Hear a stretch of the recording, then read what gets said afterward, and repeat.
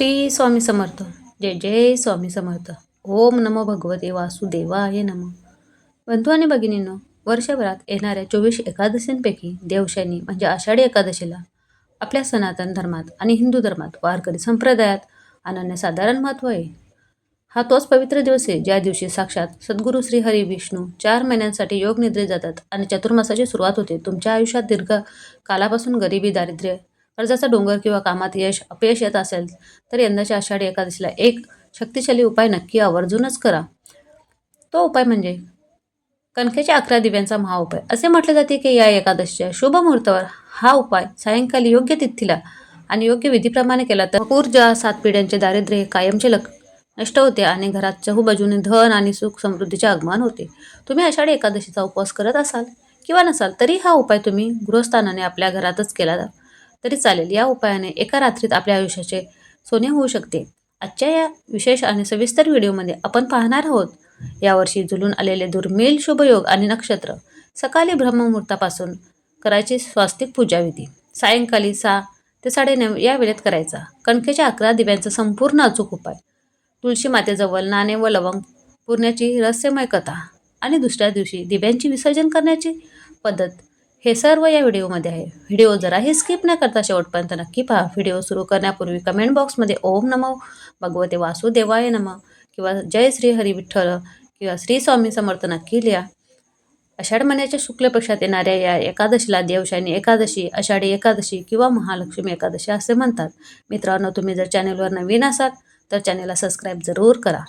असे म्हटले जाते धार्मिक मान्यतेनुसार या दिवशी भगवान श्री विष्णू क्षीरसागरात शेषनागाच्या शय्येवर 4 महिन्यासाठी योग निद्रेत जातात आणि या 4 महिन्याच्या कालाला चातुर्मास असे म्हटले. या कालात विश्वाचा सांभाळ साक्षात भगवान शिवशंकर करतात. भक्तांसाठी हा काल अत्यंत संयम, तपस्या, जप, ध्यान आणि भक्तीचा असतो. शास्त्र असे सांगते की जो मनुष्य आषाढी एकादशी व्रत पाळतो किंवा या दिवशी श्रीहरी विष्णूंची उपासना करतो त्याच्या जन्मांतराचे सर्व पाप नष्ट होते. या दिवशी वस्तुदान किंवा अन्नदान केल्याने अक्षय पुण्य प्राप्त होते. तसेच सात्विक आहार ठेवल्याने मन आणि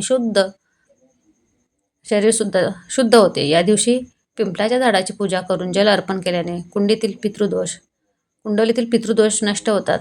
सर्व ग्रहांचे नकारात्मक प्रभाव दूर होतात. घरामध्ये विठ्ठल रुक्माची संयुक्त पूजा केल्याने सुख, शांती आणि समृद्धीचा अखंड वास होतो. धार्मिक दृष्ट्या यंदाच्या आषाढी एकादशी या कारणाने या दिवशी एकाच वेळी अनेक दुर्मिळ आणि अतिशय शुभयोग घेऊन आलेले आहे. तर ते नियम पाहूया.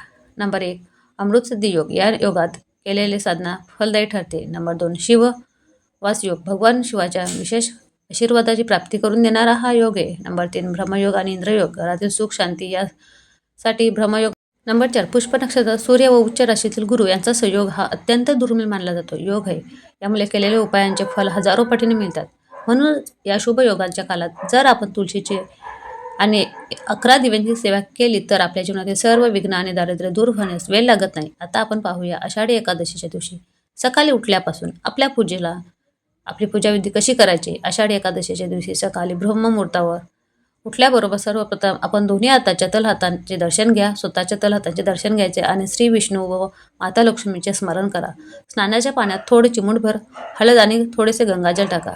हळद ही भगवान विष्णूंना अतिशय प्रिय आहे आणि गंगाजलाने शरीराची व आत्म्याची शुद्धी होते. शक्य असल्यास या दिवशी पिवळ्या किंवा लाल रंगाचे वस्त्र परिधान करा. काली किंवा निळी रंगाची साडी अजिबात घालू नका.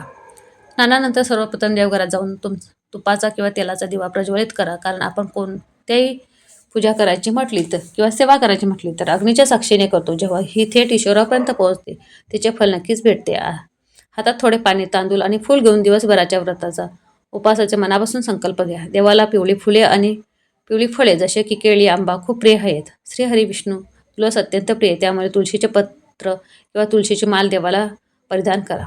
तुळशीपत्र अर्पण करताना मनातील जी इच्छा असेल ती देवासमोर बोलावी. यानंतर विष्णू सहस्रनाम, श्रीसूक्त किंवा विठ्ठलाच्या अभंग आरत्या यांचे पठण किंवा श्रवण करा.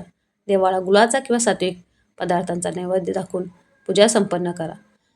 आता आपण पाहूया या संपूर्ण व्हिडिओतील सर्वात महत्त्वाचा भाग म्हणजे कणकेच्या 11 दिव्यांचा अतिशय प्रभावी उपाय.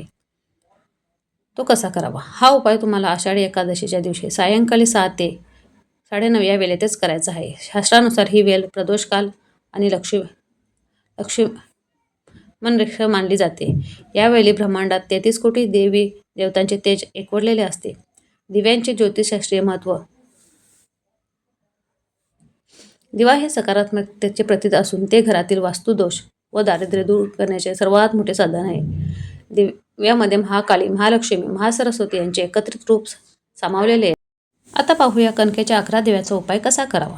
थोडे गव्हाचे पीठ कणिक घ्या आणि या गव्हाच्या पिठापासून त्यामध्ये चिमूटभर हळद टाका. शास्त्रानुसार सर्व दिव्यांमध्ये कणकेचे दिवे हे सर्वात श्रेष्ठ मानलेले जातात.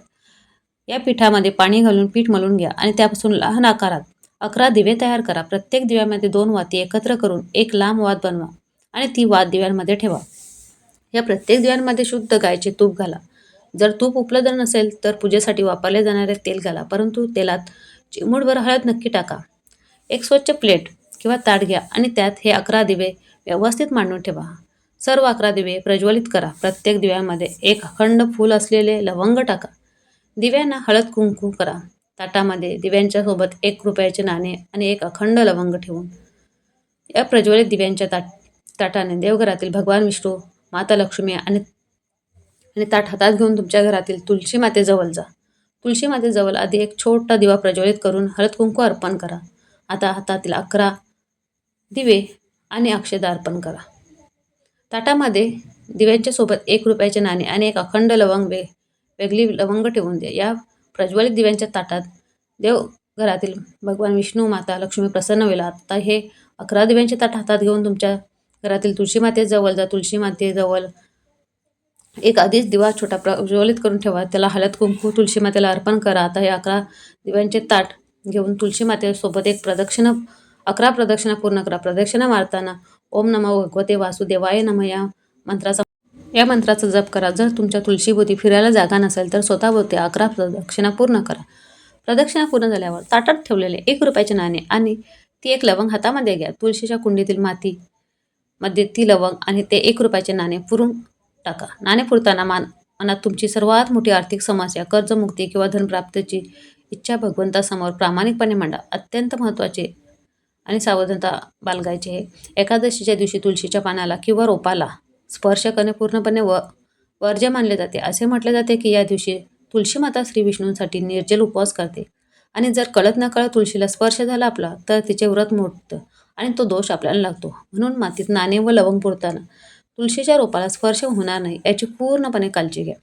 यानंतर तुळशी मातेसमोर आसन टाकून बसा आणि 3 वेळा श्री सूक्तचे पठण करा किंवा मोबाईलवर ऐका.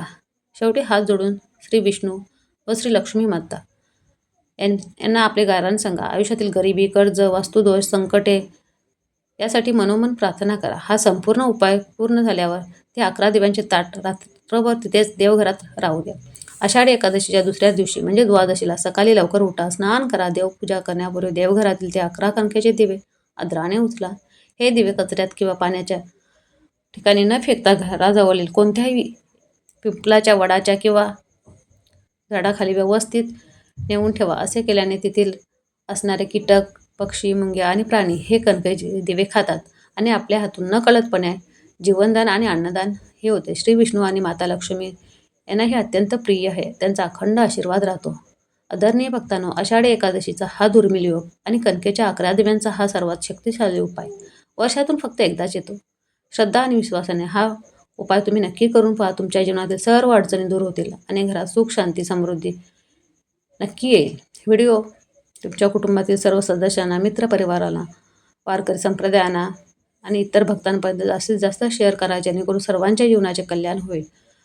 तुम्हाला हा व्हिडिओ आवडला असेल तर लाईक करा आणि आपल्या या चॅनलला सबस्क्राईब करा, जेणेकरून की आम्हाला असेच नवनवीन व्हिडिओ बनवण्याबद्दल प्रोत्साहन मिळेल. धन्यवाद. श्री स्वामी समर्थ. विठ्ठल विठ्ठल. जय हरी विठ्ठल.